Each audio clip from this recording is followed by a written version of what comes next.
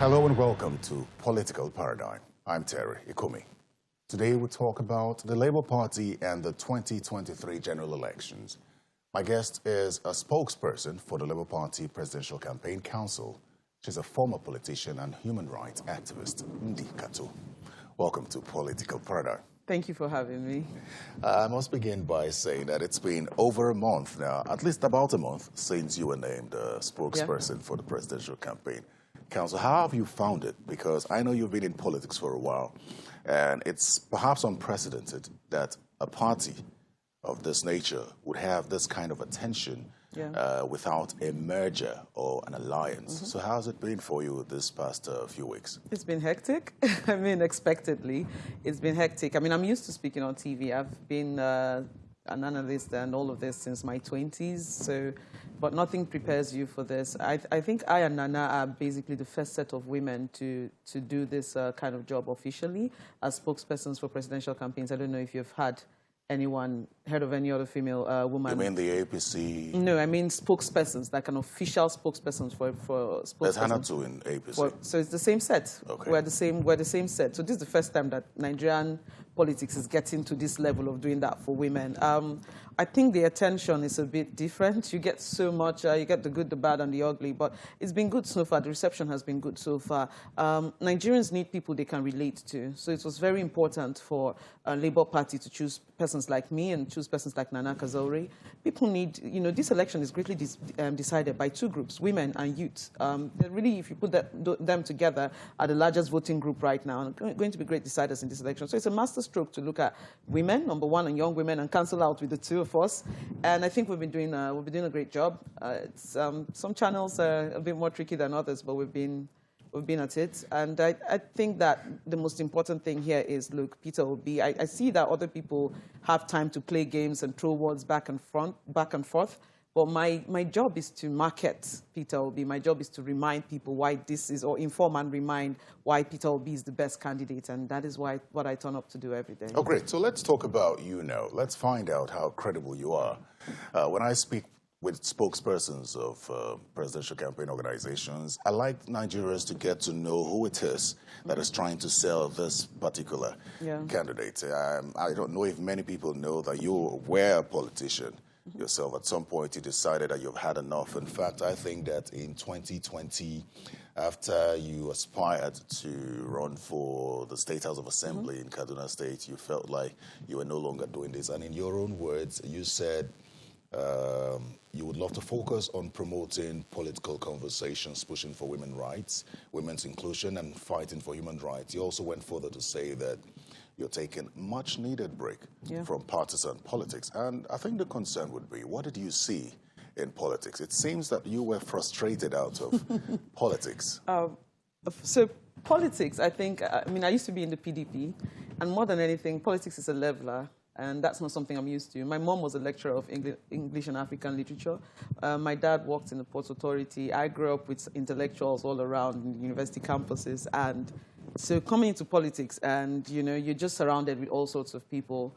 The intellectual conversation often gets thrown out of off the table, and it's quite difficult. You have what you bring to the table. Sometimes people might not bring things to the table. All sorts of people are coming together for the same goal, and it's not easy. When I ran for office, one of the frustrating things where people tell me, because, I ran because I wanted to provide solutions. I started providing solutions. I come from Southern Kaduna. Of course, there's the farmer heather issue over there, and I was trying to find solutions for that. And after a while, I realized that those of us who were trying to find solutions were not necessarily in politics. All the meetings, all the peace and conflict resolution committees and all of that, I started asking, why is it that it is non-politicians, people who are not in spaces where they actually have the power to create change, that are in these spaces, but those who have the power to create change are not honoring these invitations? So I said, you know what, I'm going to try going into politics.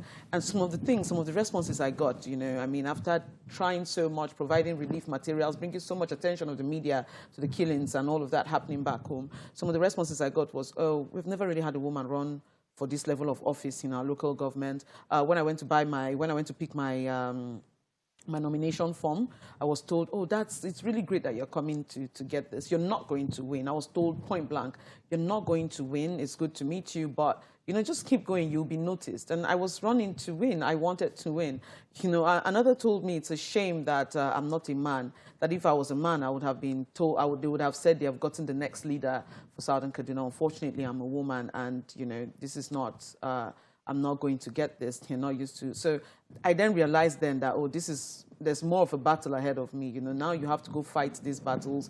Now you have to make sure that women get into politics. There's so much more to do. Another experience I had running for office that I'm not used to was, you know, at the time you have to canvass for funds. It's such a capital-intensive thing, and that is why I appreciate what Peter Obi is doing with the Obedient Movement, what the Obedient Movement is doing. They've taken a lot of the weight off the money politics of Peter Obi's neck. That's what happens when people are passionate about an issue. So I had to cough out a lot of money, had to raise funds, and once people put their money in your hands and people start talking, like it's such, I think that's not an experience. In fact, some people went as far as saying that I didn't run for office at all. I collected their money and ran away. And I think social media raised 1.7 for me, and I've spent so much, had to sell my car. I left that experience much poorer than I entered into it. Until today, you still have back and forths. I think it's Did you lose that election? Yes, I did. I came third.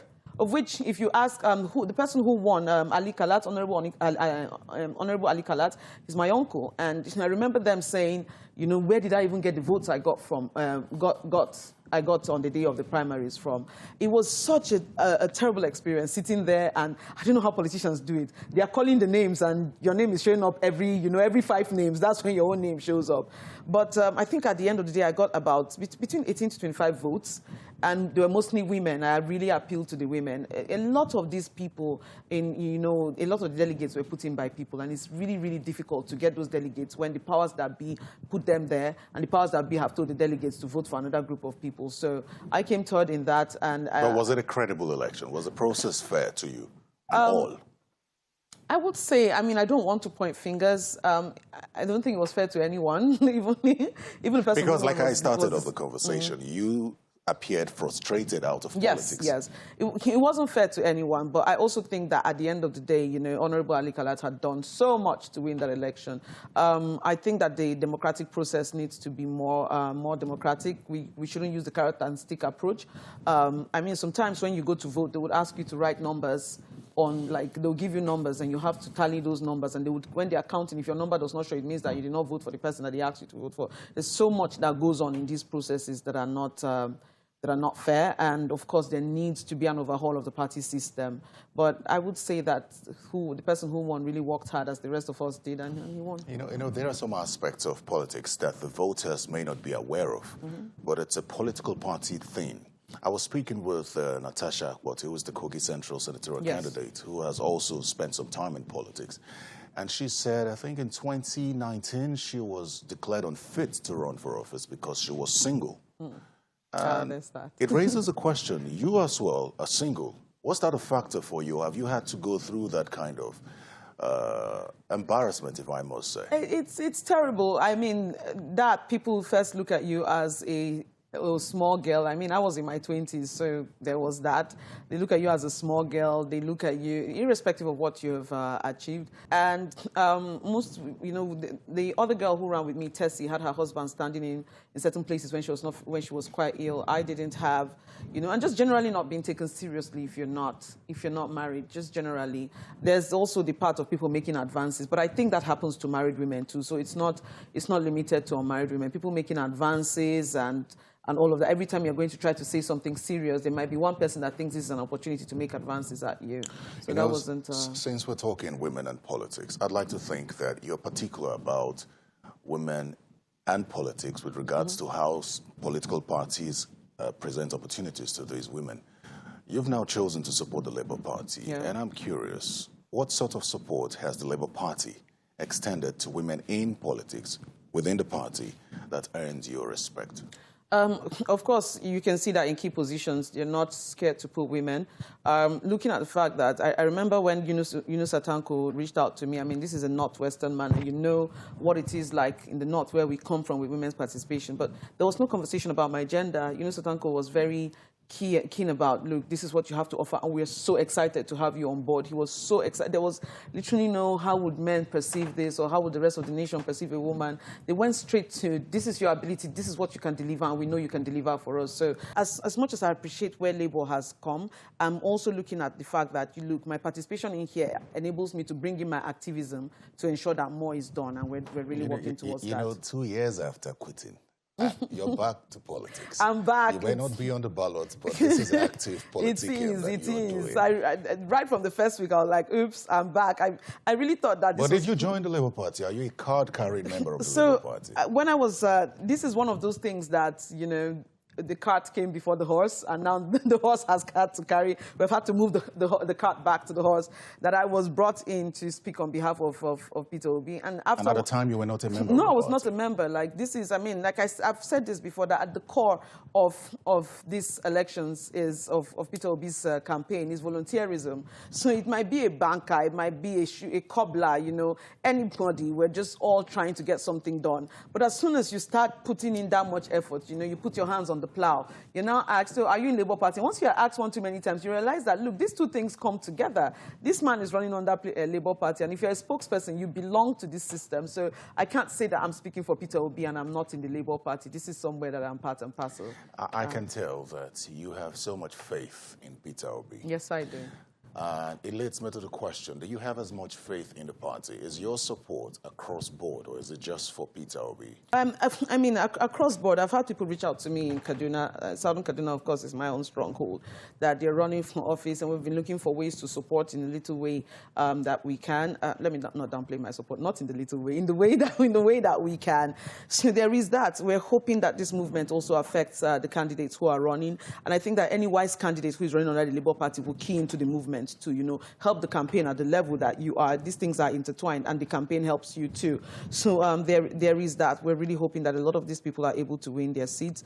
The Labour Party, one of the things I like about Labour Party, I mean, this is not a party that just stops at politics. It has great links in Labour Union, in TUC, and other unions around the nation. So this is a workers' party. This is a very convenient space for this kind of thing to be done. If a campaign looks like activism, you must go to the party that is most activist amongst Do you know the why others. I asked that question? Yeah. Since this Obi Dati movement blew up, we've seen politicians from other parties, established parties, the PDP, the APC, move to the Labour Party. Yeah.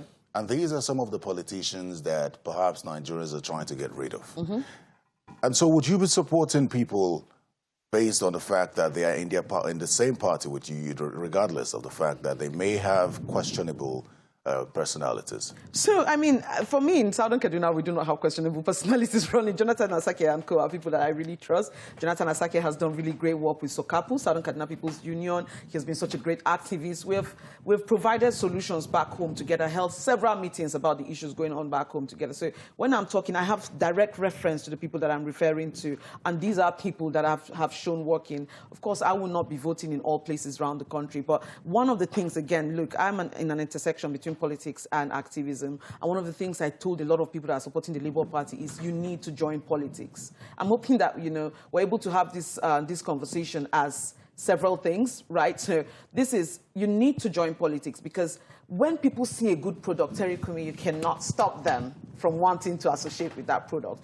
When people, good or bad people, see a product that is shiny, everybody wants this product. Politicians will take advantage of any platform that they consider credible. So, yes. There are those who've been kicked out or denied tickets in different politics, in the APC and the PDP, who've seen the movement in the Labour Party and said, listen, we would like to go there. So for me, the counter is, I told people, it's not enough to be obedient. And I hope that this helps pass the message. It's not enough to be obedient. You have to take a step forward, a step further. Register with the Labour Party. Participate. Because any place you leave vacant, nature abhors a vacuum.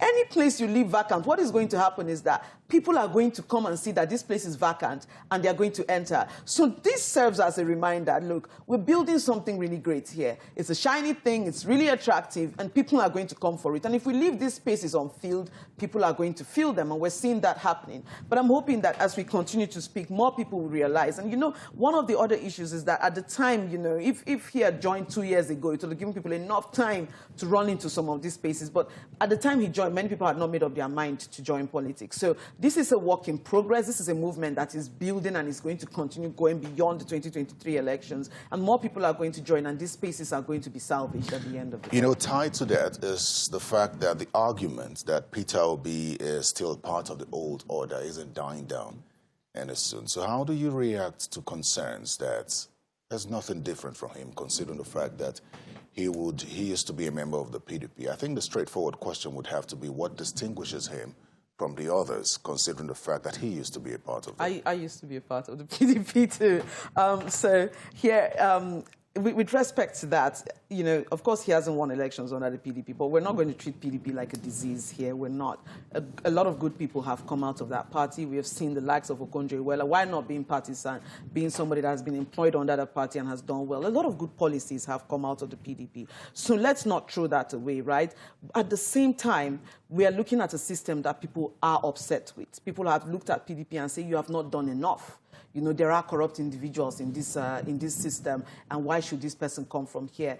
Whatever system you have, there will be people who can function. It's politics. Sometimes, you know, when we tell people, you know, we complain that good people do not join politics. But the truth is, when you join politics in Nigeria, I told you earlier on in this conversation, politics is a leveler. There are all sorts. And you have to roll up your sleeves and just join and keep going. What we would look at instead of, oh, which party did he belong to, is the antecedents of this person. What has he done? What are those things that are connecting people to this man? From education to insecurity to what he did in the health sector.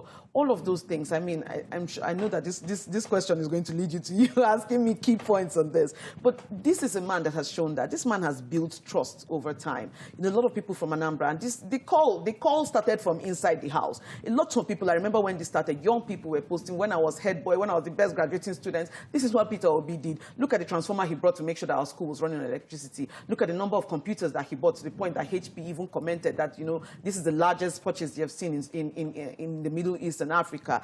You know, look at the cars he bought to enable security during his time, to the point that, you know, three years, the last 3 years of his tenure, there was no armed robbery in Anambra State. Look at, you know, people have things to point at. There's also the part that, you know, his money management skills and how much he was able to live for a state like Anambra. There's an antecedent, there's history. People have seen this man like, yes, he participated in Nigerian politics because politics is a conduit to governance. And you cannot say, at this point, Terry, we do not have people who can run as independent candidates. And that's quite unfortunate. Again, in the activist part of me, we're still fighting for that. But while we don't have that, people have to join political parties. And when you join political parties, you're going to be in the mix with all sorts. But the thing that sets Peter Obi apart is when he joined, there's so many things he did to make sure that his name stands apart. Even his process of winning office, even going to the courts to make sure that he wins election. I mean, he's the first governor to have achieved that. All of those processes, even the court cases that came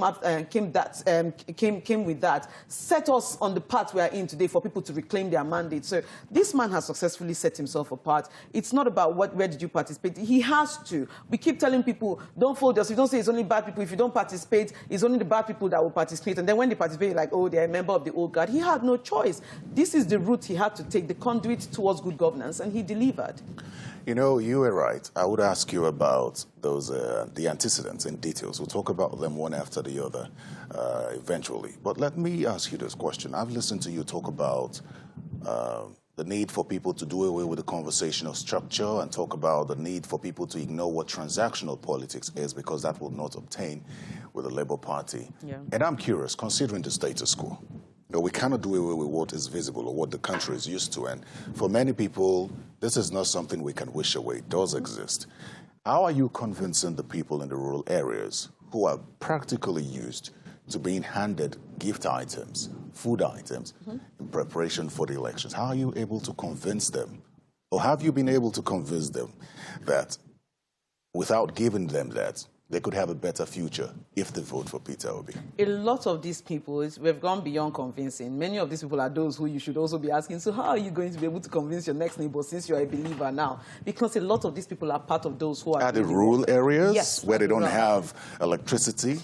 At the rural areas, that's sadly though that they don't have electricity and internet like the rest of us. I mean, that's a great group of Nigerians. But we've had people, you know, at the rural areas. I've had calls from my village, you know, in Jamaica local government again, people saying, look, this movement has really blown around here. Everybody's speaking about Peter Obi. In places where Peter Obi has never been to, people are calling his name. So for those who have been converted, what we're doing is door-to-door campaign. Each one tell 10. Preach about this. And the good thing about this is you're not going with the normal, you know, oh, it's siyasa. I mean, this is Hausa. That's called politics in Hausa. You know, siyasa, come and just, you know, support our guy. This is what we stand to benefit, monetary or anything. You have a key message. Whoever is going out actually believes.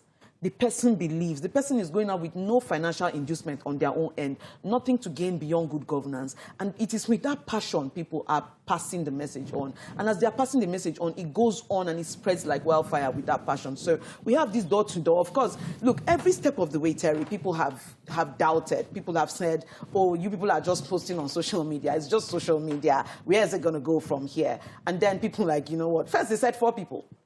And then it looked like, you know, these people have now dominated the social media space. And then they said it's just social media. And then these people came out to hold all of these rallies, pulled people out without financial inducements, trekked for kilometers, dominated the space, made campaigning much more difficult for other political parties. Because after looking at that crowd, now you have to spend so much money on people who are not even happy with you to come out for you. So every step of the way, and this is the next step, that rural step. And, you know, my point for the rural step is we're on it already. And the good thing about it is we're meeting fertile ground.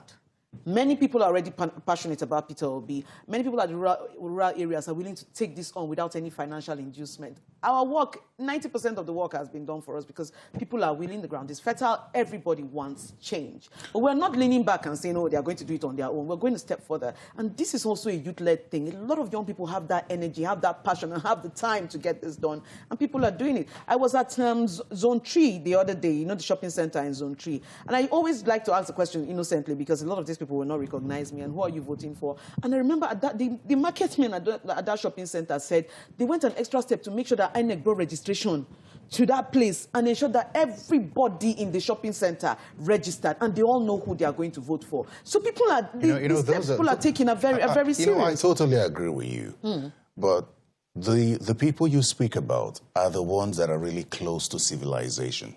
There are those in the ungoverned spaces who have no idea how to cast a vote without getting something else in return. And I think that to an extent, some supporters of the Obedient movement, the Obedience, sort of understand that. Because I see that on social media, some of them are going the extra step to, on behalf of Peter Obi, make donations in anticipation, sort of understanding that, listen, these ones, you cannot explain to them. You cannot make promises without putting food on their table or putting some Naira notes in their palms.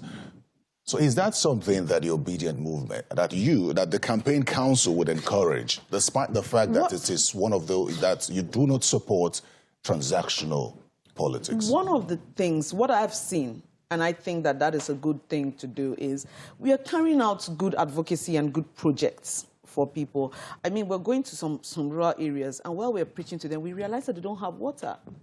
So instead of giving them cash, which is such a cruel thing to do, we solve a problem. And that's a problem that we would have solved anyway. So we're killing 2 birds with 1 stone. If you go to a rural area and they don't have that, you know, that machine thing that pumps the water for them, that is part of the outreach. I mean, we're looking at creative ways of taking this message. So we're not going to insult them with, take onions and give us your vote. Doing something that gets the entire community to come together and work on something while you push this message to them, it's a good thing to do. And I really like that these young people are using their own resources. My resources is entering inside too, to make sure that these things are done. We're preaching the message, we're getting things done in this community that years to come, they'll remember that, look, some people came here and they remembered us and they did something. And that is also showing that, look, when we win this election, these are some of the things to come, because this is all in a day's work. You know, what I'm getting from you is almost this level of confidence that within a short time, this change will abruptly happen. But there are those who believe that this is progressive. This is not something that could happen within 4 months. I mean, there are those who commend what Peter Obi adds to the political space and commend the level of awareness of Nigerians, especially the youths. But they fear that the spread may not be attained within such a short time, that this is a gradual change that will come to the polity Do you see otherwise? I think that there have been doubts every step of the way, right from when people started putting out their belief in Peter Obi, you know, right from when people started showing that they were willing to go any mile, any legal mile, to do things to ensure that has been voted. Yeah, like I said, if I said 4 people in a room, or it's just social media, and so with all of these things, every single time doubts have been cleared. When a movement like this shows up and people are not used to what they are seeing, what they are going to keep pushing forward is doubts. Oh, what if this happens? Or you people may not be able to. You people may not be able to. But what I'll say is every time they've said you're not going to be able to do this, what the movement and what these young people and what obedience have done is to show that we can. Every step we can, and even blow it beyond your expectations. And when we blow it, they're like, oh, okay, yes, oh, okay, oh, everybody can do that. But no, not everybody can do what has been done. Not everybody can bring this level of emotional investment, physical and all sorts of investment to a campaign without inducement. So I think that I know that we're going to put all the doubters, I won't say to shame, and but we're going to clear their doubts right at the polls. I mean, as we're building, we're building in public. We're building right in the sight of the full public. You're seeing as we're going, and it's going to happen. It's going to happen. You know, one thing that politicians do not take away from Peter Obi is this organic following. Yeah. They admit that this is something they would pay for. They hold meetings about it, their campaign meetings. So they admit that this is something that ordinarily the average politician would pay for. They see the crowds, they see the following, they see the donations and all that. But however, they do not believe. I know you don't like the conversation of structure, but they do not believe that a political party with no governor can win an election. What gives you the confidence? You understand politics, at least grassroots politics, because you've experienced it firsthand. And then I think you understand the importance of covering every polling unit. What gives you the assurance that despite these concerns, Peter Obi could win this election? They have the big men, we have the people. That is it. We have the people on our side, and these are the people. It's not termites that vote, it's Nigerians, it's human beings. And these Nigerians have shown you time and again that this is the side they are on. Have you looked at taxis today? When you're driving around next time, just look into the next taxi beside you. You will see the Labour Party flag. These people are fully on board. All of those structures they were used to, getting, this driver, NURTW, in Abuja, in Kaduna, all of those spaces. Many of these people are in the Labour movement. You see bikes and you see them with the stickers. You see, in people's shops, you see market women with the aprons. These are the voters. These were people, again, that used to need inducement. But these are people who have now gone a step forward. They are buying these things themselves. And you are sure that your confidence is not being fueled by what you see within the city center? Not at all. Or within areas where civilization not at all. Not rife? At all.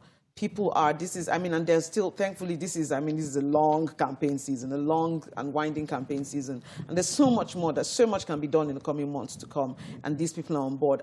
If you look at the conversation of other political parties, it looks like, many people are hoping on election irregularities to win election. There's a major voice that is calling for clear elections, and it's the obedience and labor movement.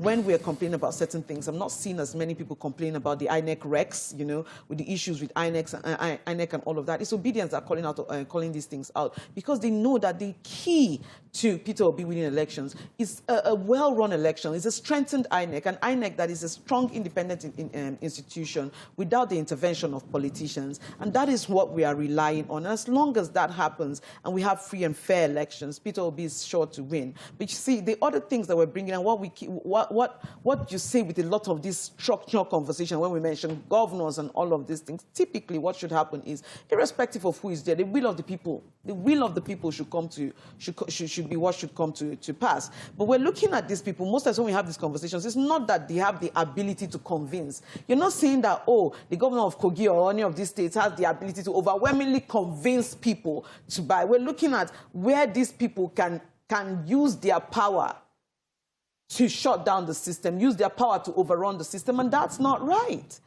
So when we talk of structure, it should be that the will of the people all around the nation, this is how they are organizing themselves. And we should not look at these people as larger than life. One person has this much power, and his power is bigger than the institutions of the Nigerian state, and this person is going to use that power to override.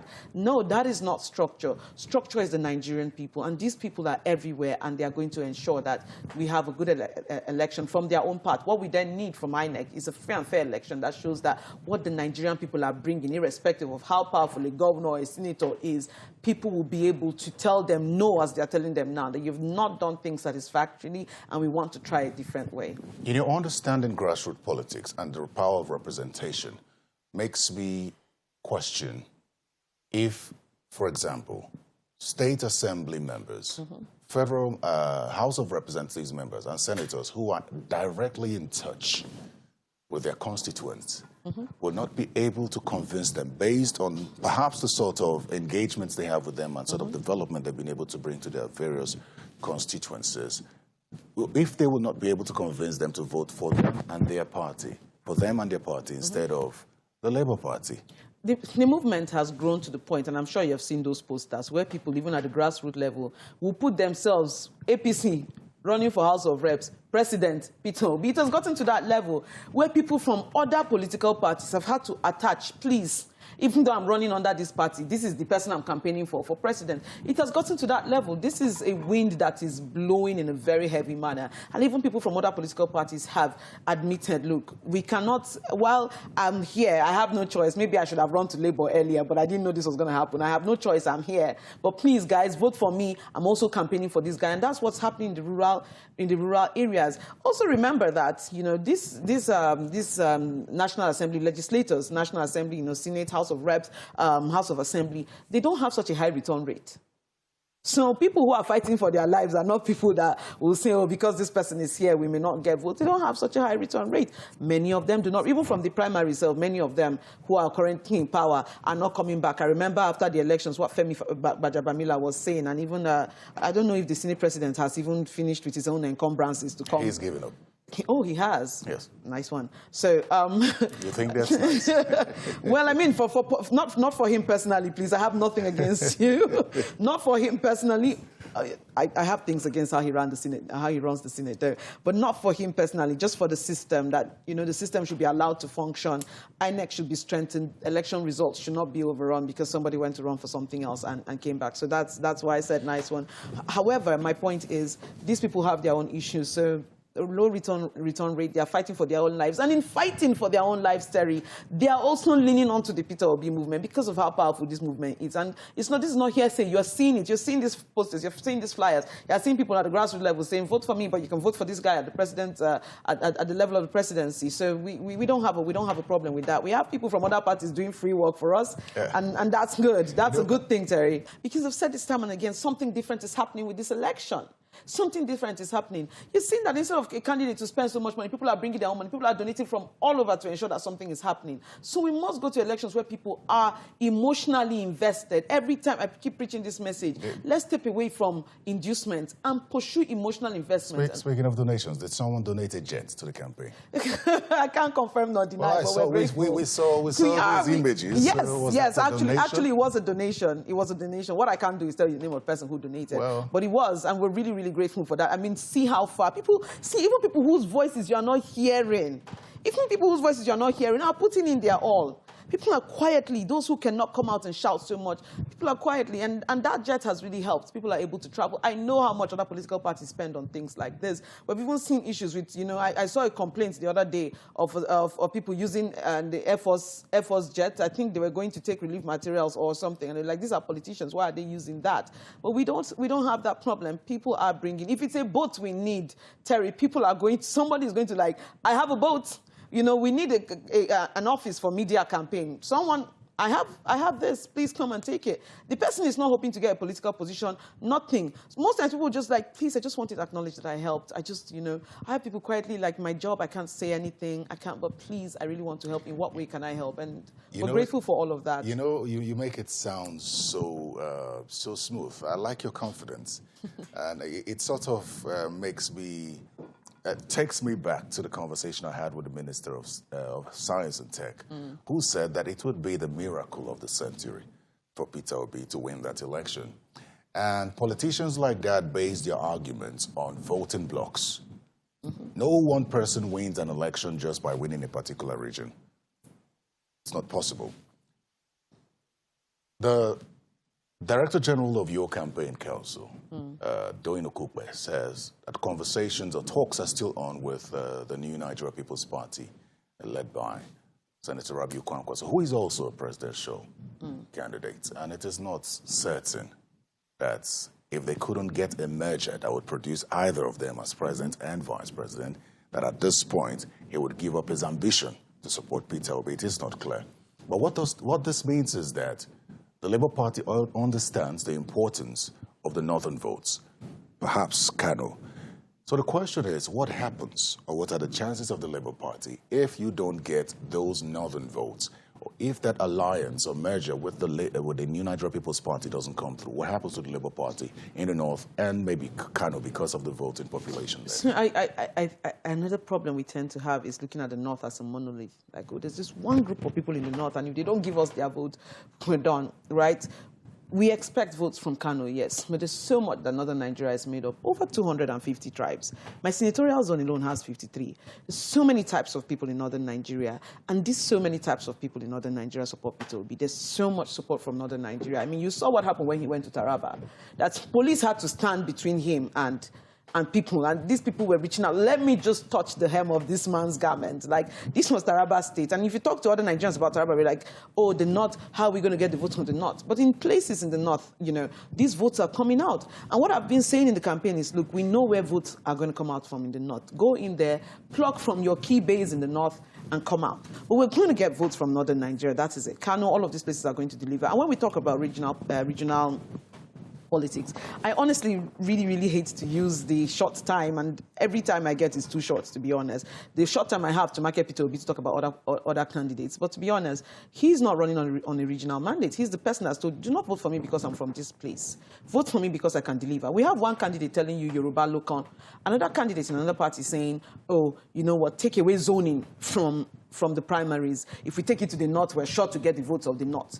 And then there's one candidate who is saying, irrespective of where I come from, let's look at my abilities. And we cannot refer to that candidate as a regional candidate. I'm from Kaduna State. I support this man. Two other spokespersons are from northern Nigeria. We have spokespersons from the southwest, southeast, south. I mean, all of that is covered. We have of course, the campaign DG is from South. Even the head of the media is from the Southwest. I mean, this covers so many different places. You've seen the likes of Ireti Kingibe, Nanadi Usman. We have people. We have, just because they're not all over the media all the time. We do have people. So I do not think that Peter Obi is a regional candidate. I don't think that is the conversation I should go for. Candidates who consider themselves regional candidates and have their regions in the Southwest, for example, clearly split on who they are going to vote for should be the most worried.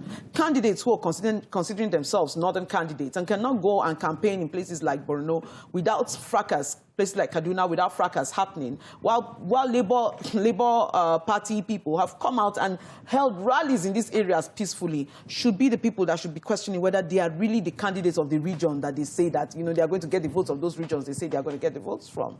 So that's clear. You know, we're getting into the issues now, one of which is security. And apart from saying that he wouldn't divulge his security plans, which for some is quite commendable, he's gone a step further to talk about the need to dialogue with certain aggrieved segments of the society who feel the need to be included.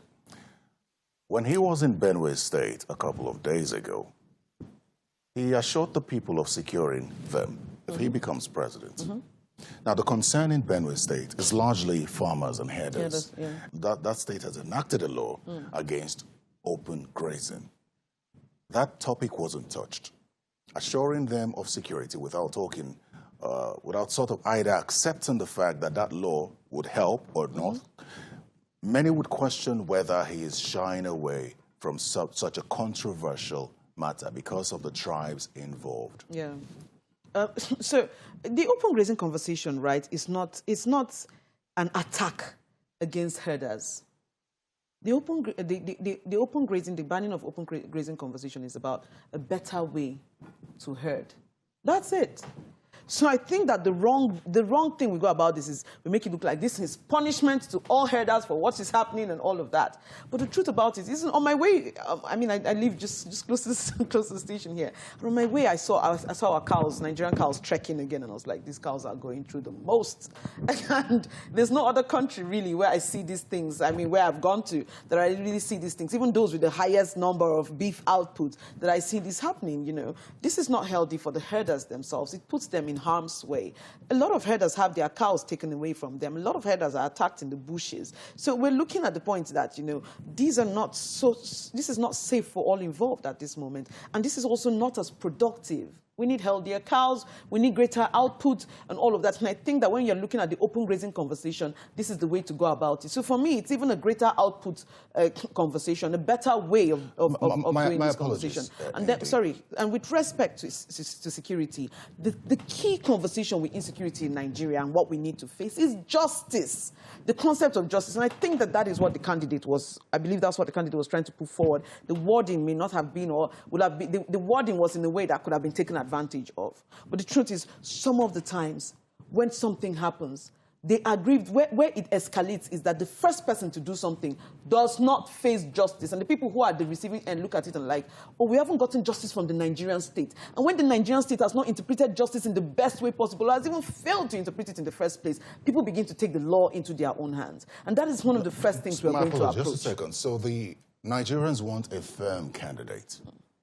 Yeah. When the issue of the burning of the Sokoto lady, Deborah, happened, people came for the presidential candidate of the PDP, Atiku Abubakar, for the tweets that was eventually deleted. There were concerns that he wasn't firm.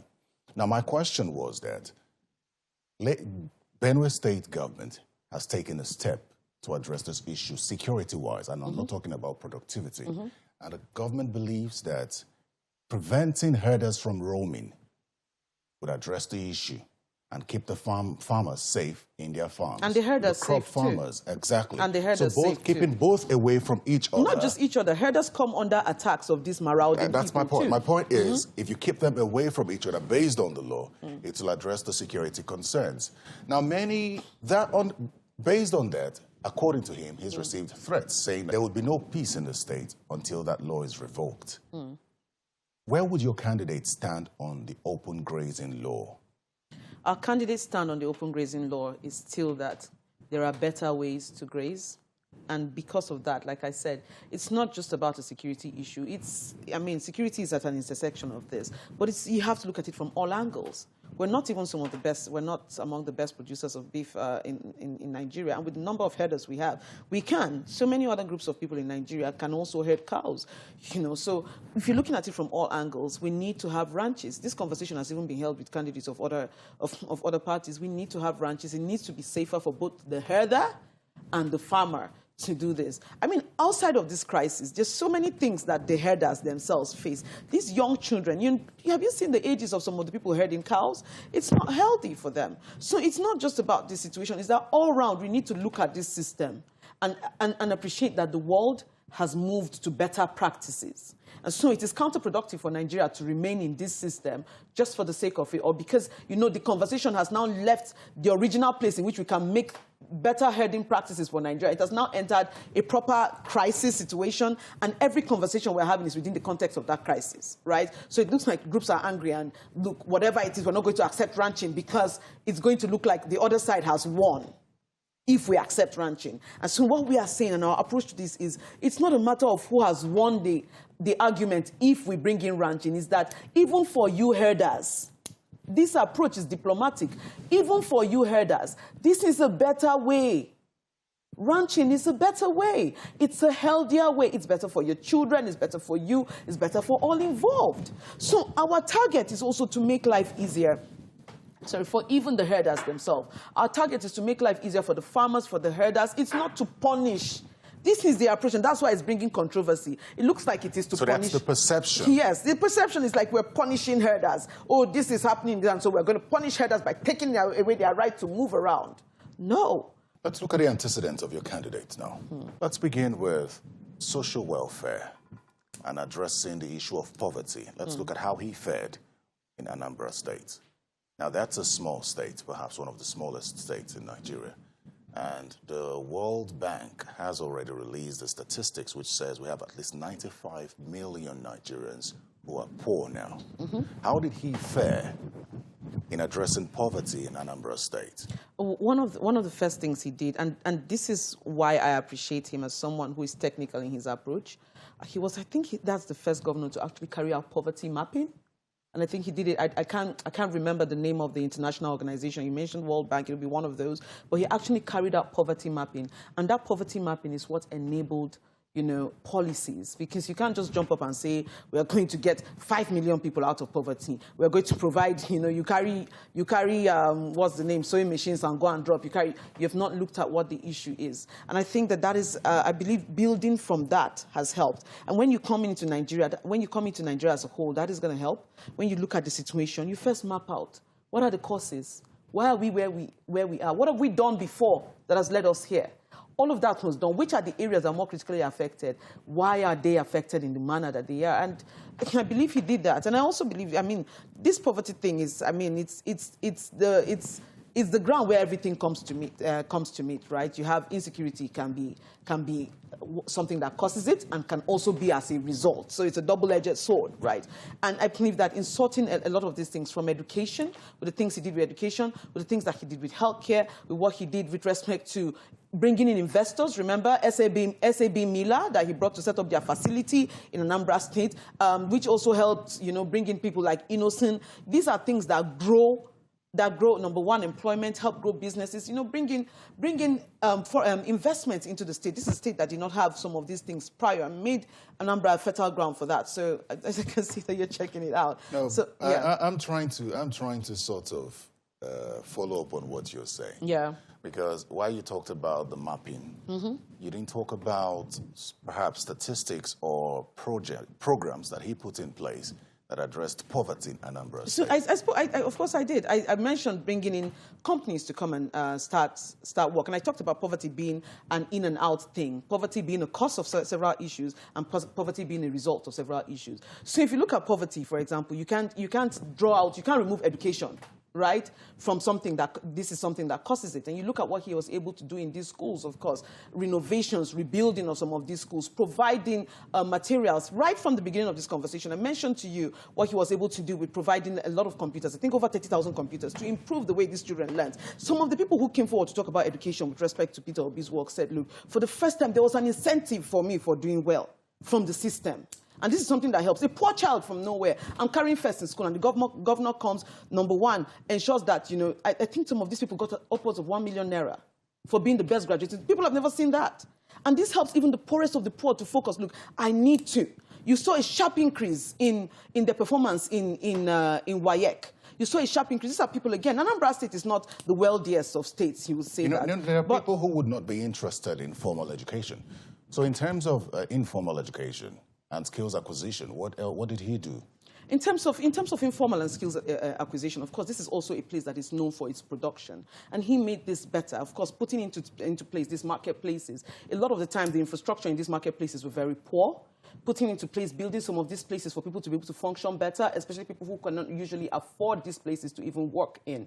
Enabling them. Of course, when you come to Igbo land, you know that there's a system in place that helps people. I think it's the apprenticeship system. The apprenticeship system is already in place. So when you have the system already that helps to bring up traders from rural areas and help these traders to become better, what do?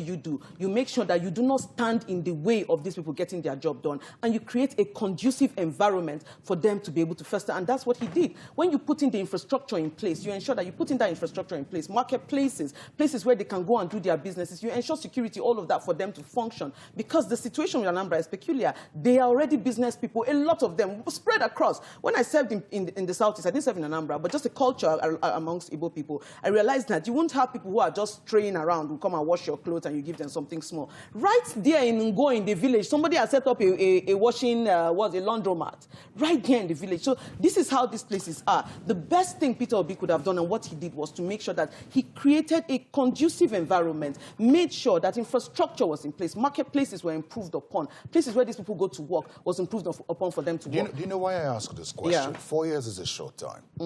And The country is perhaps so, should I say, depleted. The hopes of a lot of Nigerians are depleted. And there are those who do not understand that within 4 years, most of their desires or their hopes would not be met.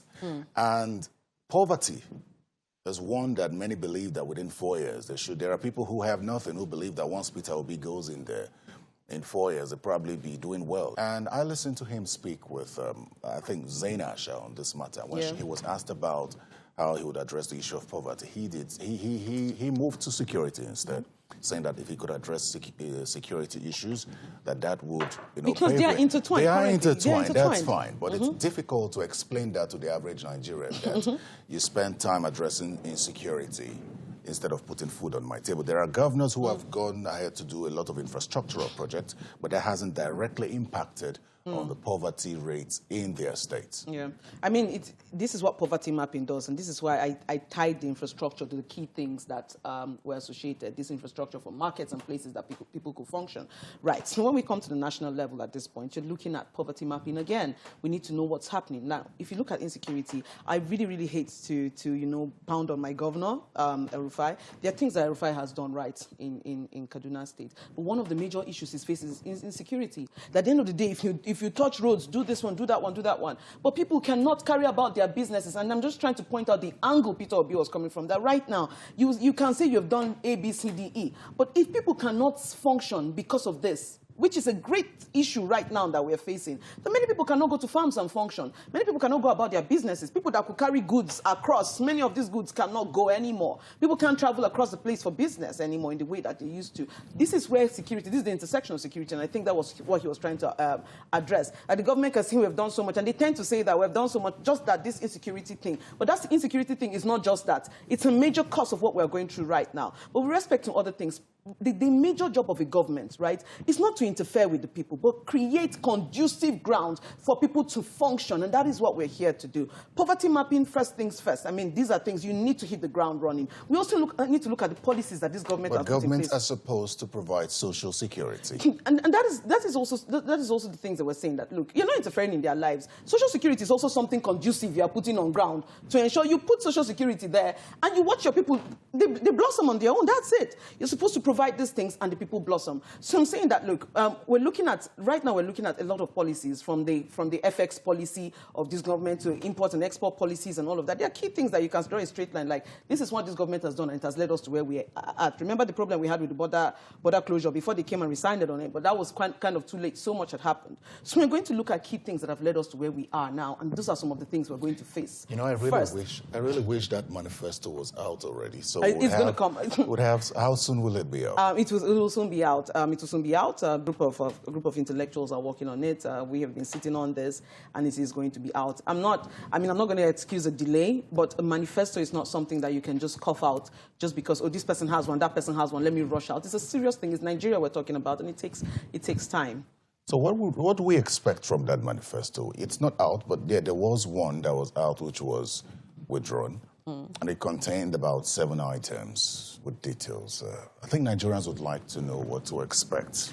What to expect is a social contract with the Nigerian people, and that is what is missing. That's what is missing between the political class and Nigerians, a social contract that, look, this is what we're going to do, and it's going to make your life better. That is it. You've given us trust, and this is what we're giving in return. And of course, across a wide range of things, again, from the economy to health, to education, to gender, that's really my thing, to security, all of these things we're going to face. All of this, but the thematic thing binding it is that it's a social contract. Nigerians, this is what you deserve, and this is what we are going to deliver. We're not saying that 4 years we are going to perform magic, but within that 4 years, what you're going to see is a commitment to the Nigerian, to a sense of nationhood, to giving Nigerians a sense of pride, a sense of dignity, that their lives actually matter. And this is how we're going to show them that their lives matter. Hey, let me just ask you this final question. There's so much euphoria around Peter Obi. There are polls coming out saying that he could win this thing. Of course. And the obedience with the massive movement believe that this is our one opportunity. If he doesn't win in 2023, what happens to the obedient movement? And what happens to this adjustment that has come to Nigerian politics? Number one, he will win in 2023, and beyond 2023, the obedient movement will continue. This is something that has caught on like wildfire, but it's not going to die anytime soon. New people are realizing that, look, I don't have to come from a political family. I do not have to have been trained in politics. I don't have to be some politician's boy or anything or girl to be able to participate in politics. All I need is the interest. And with that interest, I can throw in my time and energy and I'll see results. And so when people, look, when you create a reward system, when somebody puts their 1 + 1 and it's equals to 2, and their 2 × 2 is equals to 4, those are incentives to continue. And that is what we're seeing. So when Peter Obi wins, the movement is not going to go back and relax. A lot of these people are seeing that when I put my effort in politics, something will come out of it. When I put it behind the right person, something will come out of it. And sometimes, even I can be the right person. This is opening so many people, especially Gen Z, to politics, to political participation. So we're going to see an increase in political participation. We no longer have to start crying and creating so many programs for young people to participate. I see renewed hope and yes, confidence. I hope. 2027, you give it another shot now. You return to active politics? Well, I mean, I'm already here. I'm already here. I really hope that, more than anything, I've spoken to the Nigerian, and then those of you in the studio, I mean, I'm hoping that, someone has been converted. Don't worry, you don't have to say yes. But I believe that with some of the things I've said, in fact, with everything I've said here, Terry, I've touched something in your heart. I can see it. Ndi Kato, thank you so much for coming. Thank you for having me. Political Paradigm. Thank you for having me. Well, that's Political Paradigm today. It's always a pleasure. It's always lovely to have a female on the show. I believe that we should encourage more women to participate in politics and be vocal as well. That's the show, everyone. Thanks for your time. Remember to catch this episode and others on YouTube. Simply search Political Paradigm or go to channelstv.com. I'm Terry Ikumi. Goodbye.